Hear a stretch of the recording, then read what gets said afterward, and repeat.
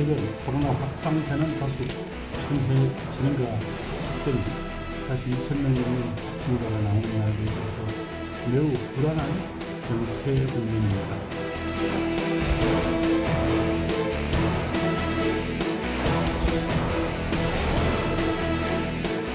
접종 완료자 4명을 포함해서 최대 8명까지 가정 내에서 의 가족 모임은 허용하는 것입니다.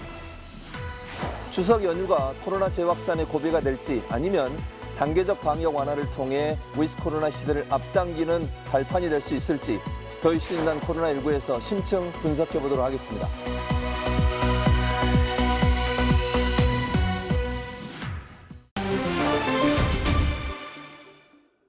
코로나19 이슈에 대해 한 발 더 깊이 들어가 보는 시간, 더 이슈 진단 코로나19 시작하도록 하겠습니다. 늘 저희와 함께 하시는 두 분이시죠. 이재갑 교수 그리고 박지훈 변호사 함께 하시고요. 오늘에도 특별한 초대 손님 엄중식 가천대 길병원 감염내과 교수 오셨습니다. 어서 오십시오. 안녕하세요. 예. 자, 엄 교수님, 4차 대유행이 소강 상태에 들어서는가 싶더니 최근에 2,000명의 확진자가 늘어나는 그런 현상이 나타나고 있습니다. 아무래도 수도권 지역이 좀 위험한 상황이 이렇게 말씀하실 수 있는 거죠? 네, 지금 8일 기준으로 또 2,000명 이상의 확진자가 나왔는데요. 최근에 그 수도권과 비수도권의 그 확진자 비율을 보면은 수도권이 그 2배에 가까운 확진자가 나오고 있습니다. 전체 확진자 66% 이상이 수도권에서 발생을 하고 있는데요.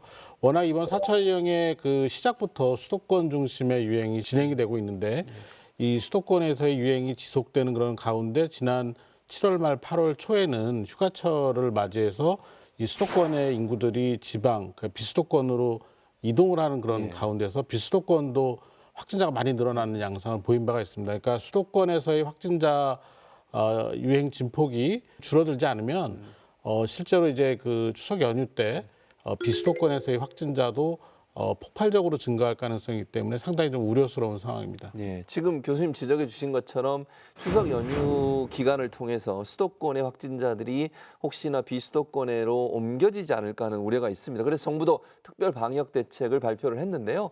일단 수도권의 4단계 사회적 거리 두기를 한 달 동안 연장하기로 했죠, 박 변호사. 네, 맞습니다. 지금 4단계 거리 두기 수도권에서는 하고 있고요. 또 비수도권은 3단계 거리 두기를 하고 있는데 4차 대유행이 지속되면서 한 달간 연장하기로 했습니다. 그렇지만 이 거리두기가 좀 피로감이 되기 때문에 또 그리고 백신 1차 접종률이 60% 정도 됐습니다. 그래서 일부 좀 인센티브를 줘야 되겠다 해서 일부 방역 조치를 좀 완화한 측면이 있는데요. 그중에 먼저 수도권 같은 경우 보면 식당이나 카페, 가정에서 백신 접종자 포함해서 6명까지 모일 수 있도록 할 수 있도록 했고요. 영업 종료 시간도 원래 9시간인데 10시까지 1시간 연장하기로 했습니다. 비수도권 같은 경우는 3단계 지역인데 8명까지 특히 모든 다중이용시설에 8명까지 모일 수 있도록 좀 완화를 했고요. 추석 연휴 기간 동안 거리두기 특별 어떤 수칙을 마련했는데요. 9월 17일부터 23일까지 일주일간 지금 4단계 지역도 접종 완료 포함해서 모두 8명 정도까지 모일 수 있도록 지금 완화된 상황입니다. 이 지금 요양시설 같은 대면 면회도 가능한데 만약에 환자라든지 면회자 접종을 완료했다 그러면 그냥 다 볼 수 있도록 완화를 했는데 제가 좀 질문을 좀 드려야 될 것 같아요. 백신 접종 이걸 1차를 맞은 사람도 이게 가능한 겁니까, 인센티브가? 네, 그러지는 않고요. 다만 이제 접종 완료자의 개념이 뭐냐면 2회 접종하는 백신은 2차 접종하고 2주 이후, 1회 접종하는 그러니까 얀센과 같은 백신은 1차 접종하고 2주거든요. 근데 사실 얀센 백신 접종하신 분이 많지는 않기 때문에 거의 대부분의 분들은 이제 2차 접종하고 완료해야 되는 14일로 하고 있는데요. 사실 이제 이 부분을 접종 완료자로 결정했던 부분 중에 하나는 델타 변이가 유행을 하면서 1차 접종 효과가 좀 많이 떨어지는 걸로 나옵니다. 그러니까 화이자나 아스트라제네카나 1차 접종 예방 효과가 30%에서 40% 정도밖에 안 되고 2차까지 마치고 나야지 이제 한 70에서 한 80% 정도의 효과가 나타난다라는 그런 연구 결과가 발표되면서 일단은 2차 접종하고 2주가 지난 그래서 2차 접종 효과가 충분히 나타난 이후에 되는 접종 완료자들에 대해서 일단 이런 추석 연휴 때라든지 또는 그 뭐 6시 이후에 저녁 타임에 해당되는 그런 그 모일 수 있는 인원들이 지금 접종 완료자 기준으로 정해져 있습니다. 2차 접종 후 14일 네, 이후네요. 예, 그 얀센만 1차 접종하고 14일이고요. 조금 까다로워지긴 한 것 같아요. 네. 그런데 올해 초 설 연휴 동안의 방역 지침하고 비교해 보면 아무래도 이번 추석에는 좀 느슨해졌다 이렇게 볼 수 있을까요?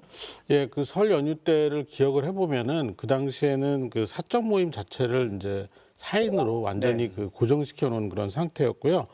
뭐 동거 가족이나 직계 가족 이런 경우에도 뭐 이 2단계 정도 내에서만 사적 모임에 그 예외적인 그런 조항이 적용이 됐고 이번처럼 이렇게 6명 또는 백신 접종 완료자 가족끼리는 한 8명까지 이 완화되는 그런 상황은 아니었습니다. 그런데 이제 그렇게 했음에도 불구하고 그 설 연휴 때에도 귀성 뭐 이런 것과 관련돼서 집단 감염 같은 것들이 많이 발생을 했는데요. 물론 지금은 이제 백신 접종률이 조금 그 당시보다는 뭐 올라간 그런 상황이라서 조금 안심이 되는 구석도 있고 특히 이제 60대 이상의 고령층에서의 접종률이 높기 때문에 뭐 그런 집단 감염이 쉽게 발생할 것 같지는 않지만 전반적으로 방역이 좀 완화된 그런 경향이 있기 때문에 이 주의를 계속해서 좀 기울여야 되는 그런 상황이라고 보고 있습니다. 예.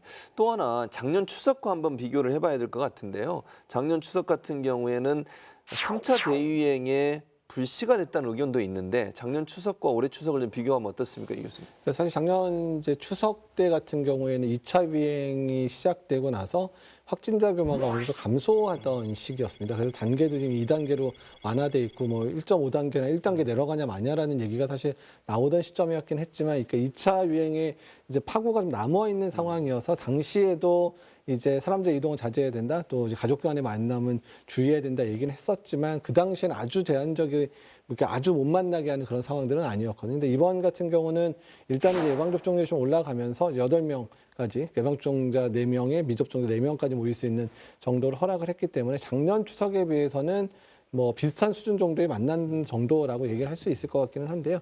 어쨌든 간에 이제 이미 지난 설하고 작년 추석 때도 고향이나 이런 데 이제 뭐 오지 말아보자. 예전에 뭐 현수막 부쉈던 거 기억하시잖아요. 네. 예. 네. 예, 불효자는 옵니다. 뭐 이런 옵니다. 예, 네. 옵니다. 뭐 이런 게 있었어서 그게 사실 작년 추석 때 처음으로 이제 붙었던 내용들이었거든요. 네.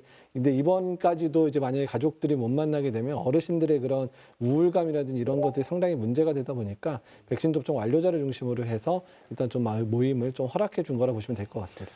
또 하나 이제 수도권과 비수도권 사이에 방역 지침, 사회적 거리두기의 지침이 다르고 또 이제 인센티브도 그래요. 백신 인센티브도 좀 복잡하게 설명이 되고 있어서 제대로 이해하기 어려운 상황, 더 큰 혼란이 생기지 않을까 이런 우려도 있습니다. 네, 맞습니다. 백신 접종 여부 또 각 지역별 상황에 따라서 지금 이게 가능할지 거리두기 제한이 좀 달라집니다. 그래서 정확하게 알 수가 없습니다. 바로 이 부분 이슈 체크해서 한번 알아보겠습니다. 여러 가지 변수가 많아서 헷갈리기 쉬운 추석형 거리두기 대표적 사례를 하나씩 짚어볼 텐데요. 자, 코로나 2년 차에 접어들면서 지난번에 못 간 성묘 이번 추석에는 반드시 꼭 가야 되겠다 하는 분들 적지 않은데요. 자, 만약 추석 연휴 기간에 경기도 지역에서 부모님 묘에 성묘를 가려면 몇 명까지 가능합니까? 예, 그 4단계가 적용이 되는 지역이기 때문에 이 모임 인원 제한의 그 예외 조치는 식당, 카페 이런 데만 해당이 됩니다. 그래서 성묘 자체는 사적 모임 인원 제한에 해당이 되기 때문에 오후 6시를 기준으로 해서 6시 이전에는 4명, 오후 6시 이후에는 2명만 성묘가 가능한 상태입니다. 올해 추석도 집단 성묘는 좀 어렵다는 사실 기억하셔야 될 것 같고요. 자, 만약에 가족 중에 아무도 백신 접종을 완료하지 못했다면 수도권에서 연휴 가족 모임 몇 명까지 모일 수가 있습니까?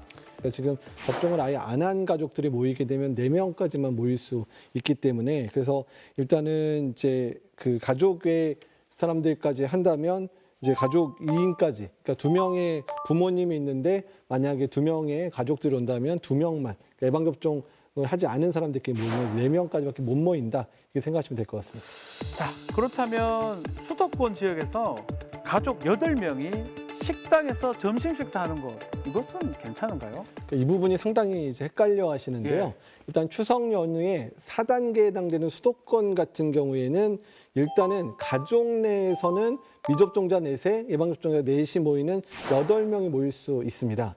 근데 식당이나 카페를 갈 때는 기본 4단계 조치 그대로 적용이 되거든요. 그러니까 6시 이전에는 예방접종자 2에 미접종자 4까지 가능하고 그러니까 6명까지 가능한 거고 6시 이후에는 이제 접종자 4에 미접종자 2만 가능한 그러니까 이런 상황들이 되기 때문에 일단은 8명 전체가 집에서는 모일 수 있지만 식당 카페에 나가서는 모일 수 없다라고 이해하시면 될 것 같고요. 그다음에 가족들이 모이는 부분에 한 가지 더 염두에 두셔야 될 거는 아이들이나 유아 또는 뭐 영유아 같은 경우에도 숫자의 카운트가 됩니다. 그러니까 얘기를 만약에 이제 그러니까 딸하고 아들이 이제 부모님 찾아가는데 손주를 만약에 2명이 데려가고 근데 2집이 모여가지고 손주를 2씩 데려와서 8명이 오게 되면 부모님 2분까지는 10명이 되잖아요. 이렇게 되면 못 모입니다. 그러니까 아이들까지도 숫자에 카운트 된다는 부분까지 기억해 주시면 될 것 같습니다. 자, 그렇다면 만약에 충청도가 고향인 사람 10명인데요. 백신 접종을 완료했다면 다 같이 고향에서 모일 수 있습니까? 뭐 결과적으로는 불가능한 상태입니다. 지금 백신 접종 완료자 그 사적 모임 인원 제외하는 이 인센티브를 그 제한 없이 뭐 여러 지역에서 적용을 했었는데 이것도 지난 6일부터는 접종 완료자라고 하더라도 최대 8인까지만 모임이 가능하도록 이렇게 변경이 된 상태고요. 특히 이게 가족이 아니면 이 백신 접종자가 있다고 하더라도 8명까지 모일 수가 없고 3단계 지역인 경우에는 백신 접종자 포함해서 8명, 4단계인 지역에서는 백신 접종자 포함해서 6명까지 모일 수 있는 그 기준이 그대로 적용이 됩니다. 자, 추석형 거리두기 많이 헷갈리시죠? 자, 모일까 말까 고민이 된다면 마음만으로 모이는 게 최선이 아닐까 생각이 됩니다. 그거 기억해 주시고요. 지금까지 이슈 체크했습니다.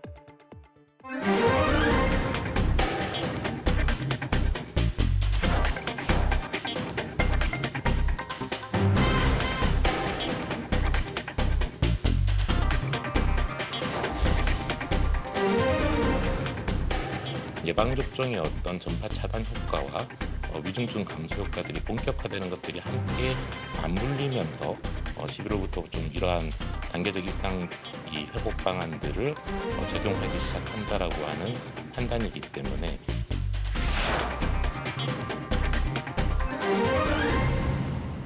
정부가 또 방역 당국이 공언했던 게 있습니다. 추석 전에 전 국민의 70% 완료 달성하겠다고 했는데 가능할까요, 옹 교수님? 네, 지금 뭐 속도를 보면은 충분히 가능할 것 같습니다. 지금 우리나라의 경우에는 이 백신 접종 인프라가 워낙 잘 갖춰져 있기 때문에 하루에 뭐 100만 명 이상 맞출 수 있는 그런 그 상황이고 지난 9월 6일 같은 경우에는 뭐 136만 명까지 지금 접종을 했거든요. 뭐 대단한 숫자인데요. 뭐 이런 식으로 접종이 그 원활하게 진행이 된다면 추석 전에 전체 인구의 70% 이상 접종은 가능하다고 보는데요. 문제는 이제 1차 접종만으로는 충분한 그 예방이 어렵기 때문에 1차 접종을 한 것 자체로 너무 안심하지 마시고 이 거리두기 이 지침을 계속 좀 잘 지켜야 된다고 생각을 합니다. 네. 이런 분위기 속에서 문 대통령도 위드 코로나 시대의 가능성을 내비치는 발언도 하셨는데 백신 접종률이 높아지는 만큼 코로나 상황이 진정되어 나가면 방역과 일상을 조화시킬 수 있는 새로운 방역 체계로의 점진적인 전환을 모색할 수 있을 것입니다. 자, 이런 추세라면 이재갑 교수님 10월에 집단 면역 달성 가능할까요? 그러니까 현재 이론적으로 계산을 하게 되면 전 국민의 100%가 넘게 접종을 해야지 뭐 집단면역에 도달할 수 있는 수준이라고 얘기가 나오기 때문에 일단 적힌 접종만은 어렵다. 그러니까 네. 그렇기 때문에 그러니까 윗 코로나라는 단어를 이제 많은 분들이 쓰고 있는데 윗 코로나의 궁극적인 모습이 어떤 2019년과 같은 그냥 전혀 코로나 유행하기 이전으로 돌아가는 상황을 얘기하는 게 아니라 코로나19로부터 안전한 상황들. 그러니까 우리가 백신 접종을 충분히 해서 사망자와 중증 환자가 감소돼 있는 상황에서 일단 거리두기와 관련돼 있는 부분을 조금씩 낮춰서 그러니까 거리두기와 환자 발생의 수준 정도가 어느 정도 균형점을 이루는 그러니까 그 정도 수준에서의 우리가 일상을 회복하는 정도를 말하는 게 현재 위 코로나의 전략으로 보고요. 근데 그런 부분이 이제 국가마다 다 다르게 나타날 수밖에 없거든요. 그러니까 영국이나 뭐 덴마크나 이런 게 접종률도 다르고 국민이 받아들이는 중증 환자나 사망자의 숫자나 이런 부분들이 다르고 또 의료 체계도 다르기 때문에 국가마다 그 수준의 정도 그러니까 거리두기를 어느 정도 완화할 수 있는 건지 또한 의료 체계를 얼마나 확충하고 준비해야 될지가 완전히 다르게 나타나기 때문에 어쩌면 우리나라는 우리나라의 길을 걸을 수밖에 없는 부분이어서 그러니까 그렇기 때문에 어렵고 또한 그렇기 때문에 질서 있고 단계적인 상황들로 만들어갈 수밖에 없다라고 이해를 해주시면 좋을 것 같습니다. 예. 자, 그런데요. 이제 백신뿐만 아니라 가을로 접어들면서 독감 백신을 맞아야 되는 시기가 됐습니다. 일단 국민들이 궁금한 거는 독감 백신 맞아야 되는지, 두 번째는 독감 백신과 코로나 백신을 함께 맞아도 되는 것인지 궁금하거든요. 어떻습니까? 아플 것 같은데 두 개 다 맞으면. 예. 근데 이제 일반적인 상황들이 일반적으로 이제 대부분의 백신들은 동시 접종이 가능하다라고 되어 있습니다. 그래서 우리가 뭐 이미 맞아보신 분도 있지만, 그러니까 독감 예방 접종 할 때 뭐 폐렴균 예방 접종 같이 마시거나 뭐 대상포진 접종 같이 맞으신 분들 꽤 있을 거든요. 예. 심지어는 사실 소아 아이들 같은 경우에 2개월, 4개월, 6개월 때는 많게는 7개까지도 같이 접종을 하거든요. 그래서 대부분의 백신이 동시에 접종해도 대부분 괜찮다라는 일반적인 전문가의 권고들 또 많은 연구들이 있는 상황이고요. 다만 의사협회에서 지금 발표하기는 되도록이면 2주는 지키되 2주는 지키되 이제 뭐 여러 가지 사정 때문에 접종을 2주 간격 할 수 없는 사람들만 이제 뭐 동시 접종하거나 이제 비슷한 시기에 접종하라 이렇게 얘기를 하는데요.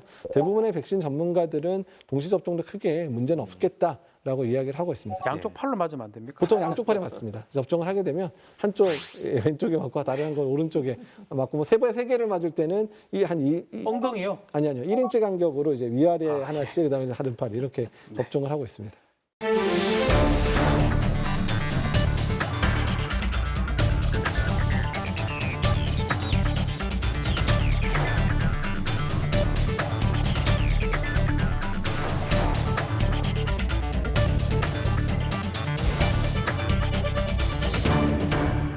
그런데 또 하나의 복병이 나타났습니다. 국내에 뮤변이 감염자가 3명이 새롭게 발생했는데요.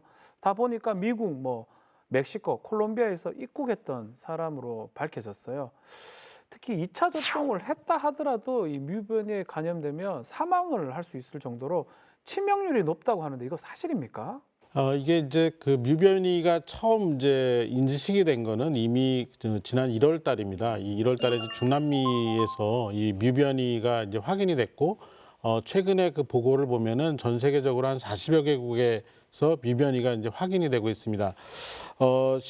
특히 이제 최근에 문제가 많이 되고 있는 나라는 콜롬비아하고 에콰도르 이런 나라들인데요.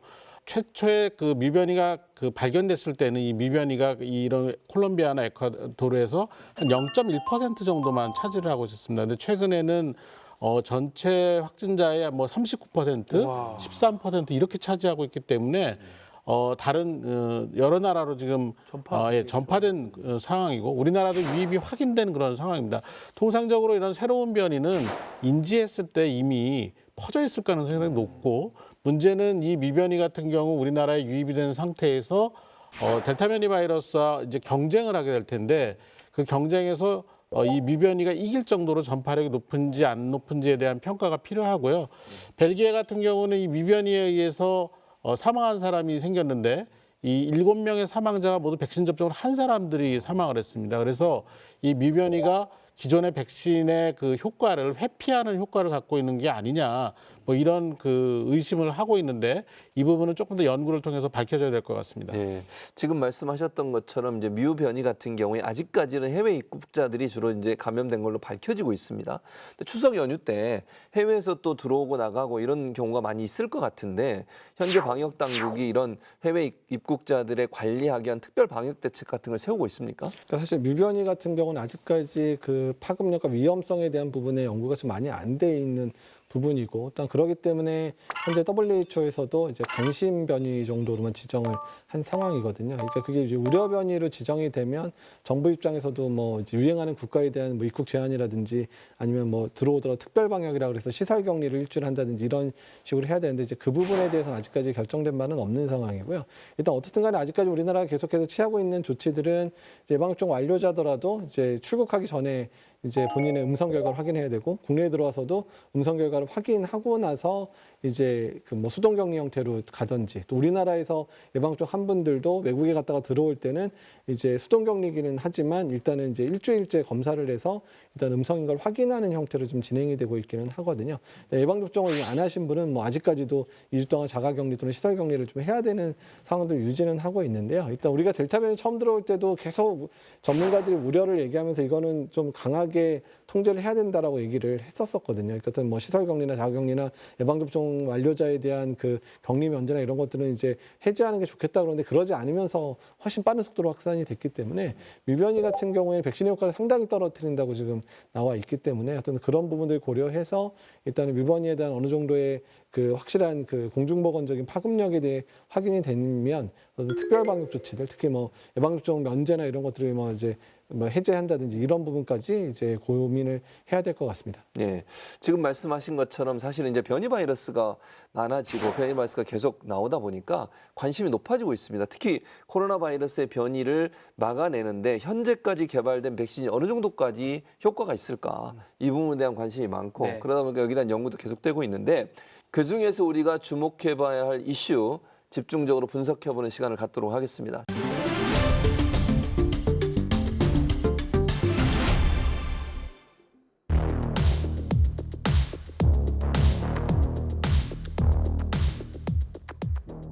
자, 이재갑 교수님, 우리가 함께 살펴볼 이슈 오늘 어떤 논문입니까? 일단은 이번에 말씀드릴 부분들은 일단은 이제 지금 현재 나와 있는 변이든 또는 이제 기존에 이제 우한에서 시작된 바이러스든 간에 그 바이러스가 실제로 변이를 일으켰을 때 백신의 효과를 떨어뜨리는 변이를 잘 만들어낼 거냐 아닐 거냐에 대한 연구를 이제 과학적 컴퓨터를 이용한 시뮬레이션을 한 연구입니다.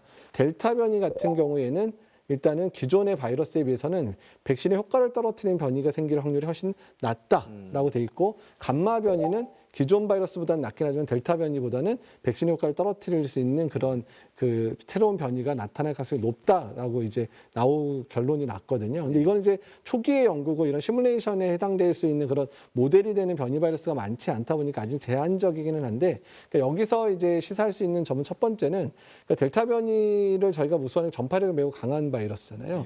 근데 델타 변이가 백신의 효과도 많이 떨어뜨리는 형태로 유전적 변이를 하게 되면 사실은 정말 감당하기 힘든 건데 다행히도 기존 바이러스에 비해는 이미 변이가 여러 군데 일어났기 때문에 이제 백신의 효과를 떨어뜨리는 변이로 가기 좀 어렵다라는 좀 안심스러운 결과이기도 한 거고 다만 감마 변이나 이런 것들 같은 경우에는 백신 효과를 더 떨어뜨릴 수 있는 변이가 나올 수도 있겠다라는 거여서 그러니까 앞으로 특정 변이가 나왔을 때 이 변이가 새로운 또 다른 변이가 될 때 어떤 형태로 이제 진화가 될 건가에 대해서 예측할 수 있는 모델링 할 수 있는 자료가 나왔다는 것 자체가 이제 이 연구로서 의미가 있는 것 같고요. 그러니까 이것을 바탕으로 한다면 그러니까 특정 변이가 나왔을 때 이 연구를 돌려서 어떤 바이러스는 어떤 변이가 잘 생길 거고 어떤 변이는 어떤 변이가 또 생길 건지를 예측이 가능하니까 우리가 백신 연구나 이런 거를 할 때 어떻든 좀 그러니까 예상을 할 수 있는 그림을 그려볼 수 있다 정도로 그렇게 생각을 하면 되는 논문입니다. 네. 자, 마지막으로 전문가 두 분께 질문을 해보도록 하겠습니다. 저희가 사실 추석 연휴 지나고 10월부터